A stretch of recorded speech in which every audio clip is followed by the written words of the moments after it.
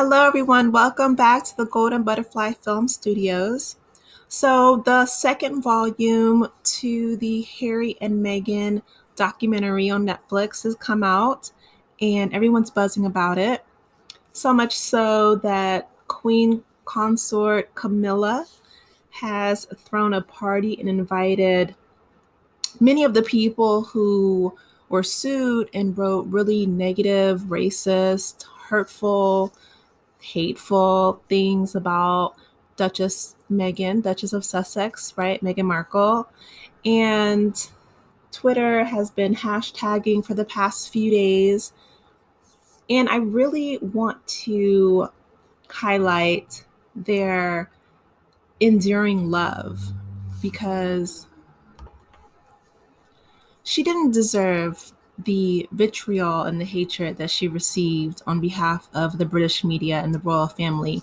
And when I tell you that this volume was even more salacious and transparent and just opened the floodgates to what was really going on behind the scenes, even more so than the first volume, let's go ahead and get into it so I can tell you guys all about it. So it opens up and Harry and Meghan are again just discussing where they picked up off or they left off with volume one, right? So the volume one was like the first three episodes, and then volume two was the last three episodes.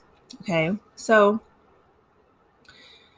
I really wanted to focus on how they portrayed Meghan as just cold and heartless, and they were comparing, even her touching her baby bump to Kate Middleton, like the comparison side by side.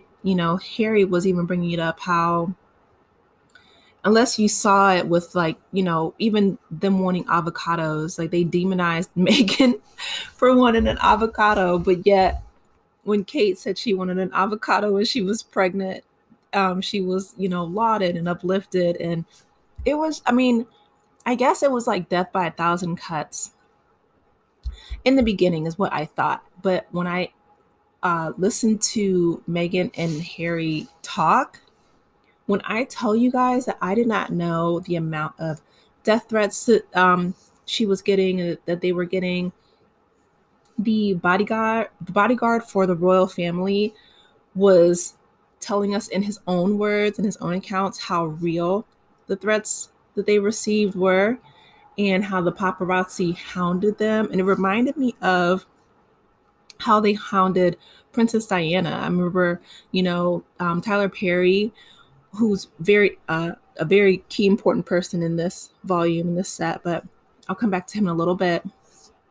He said he remembers Princess Diana, walking through the airport, and they showed the clip where she had the tennis racket up to her face and she was trying to shield herself from the paparazzi. And it was so heartbreaking that, Harry said history was repeating itself. So they go to an island in Canada. He said he specifically, went to that property there because it was an island, because they thought that they would get some kind of, solace and freedom from being hounded by the press. Okay. And it was people on boats and they were stalking Meghan and Harry. Okay. And what Harry realized was that his father, who he never thought would, pulled the security and wouldn't even allow them to purchase their own security from the UK. He blocked that as well. So he was basically setting his son and his son's wife and child, like Meghan said, like she wasn't just thrown to the wolves, she was like literally fed to the wolves. After receiving so many death threats, they needed security. And Prince Charles denied them that and pulled the security from them. So he was leaving them like open and vulnerable to all these stalkers and crazy people. So in comes Tyler Perry, and this is another thing I didn't know, he never even met Meghan or Harry before, okay? But he got connected through their mutual friend, Oprah Winfrey. And this was after they had done the Oprah Winfrey interview, which they were very open and candid about. Again, just the hatred and the vitriol that Meghan had received. And, she was very open about her losing her baby. She had a miscarriage in between her giving birth to Archie and Lilibet. And that was heartbreaking.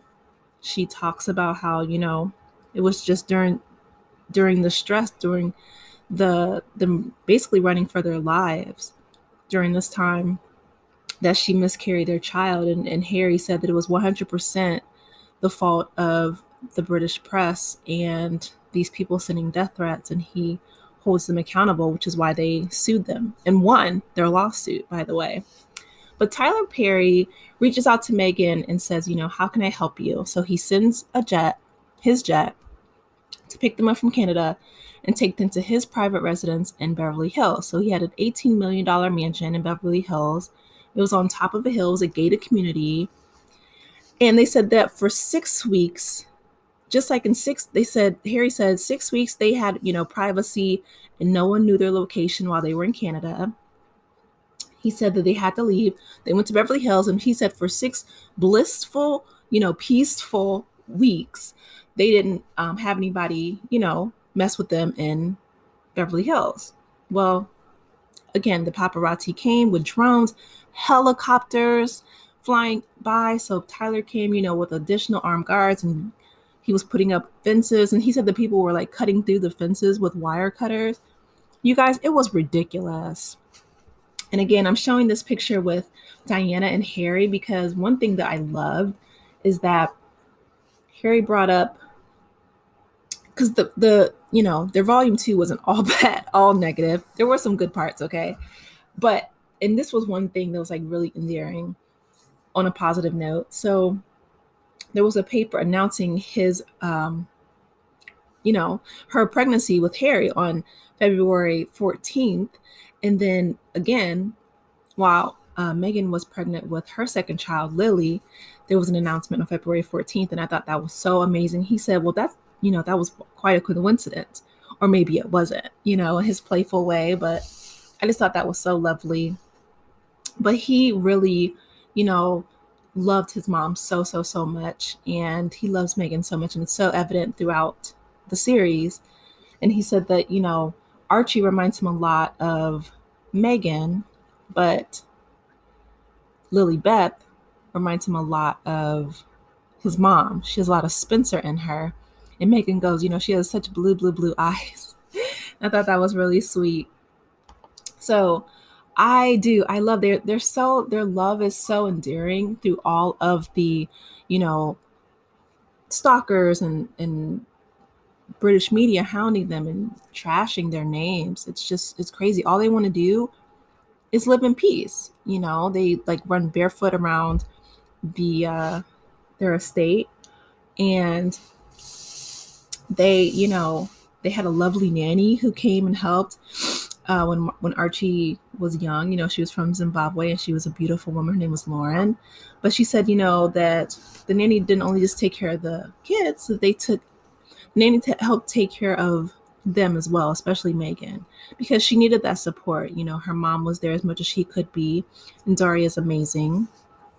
But I'm so glad that now I feel like they're getting their story out. They're taking back agency. They're taking back their life, and they're standing on their own 2 feet.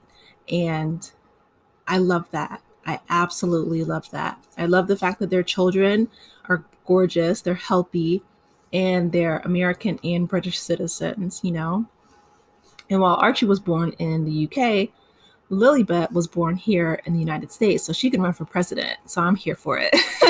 Like Princess President Lilibet, okay?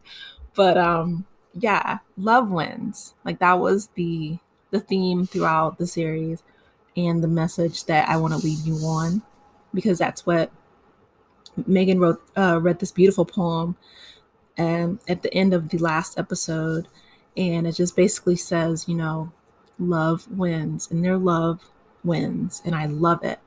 There's a scripture in 1 Corinthians 13, it says love never fails. And it's so true. Love never fails. So drop down in the comments. They have a beautiful family. They're such a gorgeous couple, gorgeous family. Drop down in the comments, you guys. Let me know your thoughts, and I will talk with you later. Take care. Bye.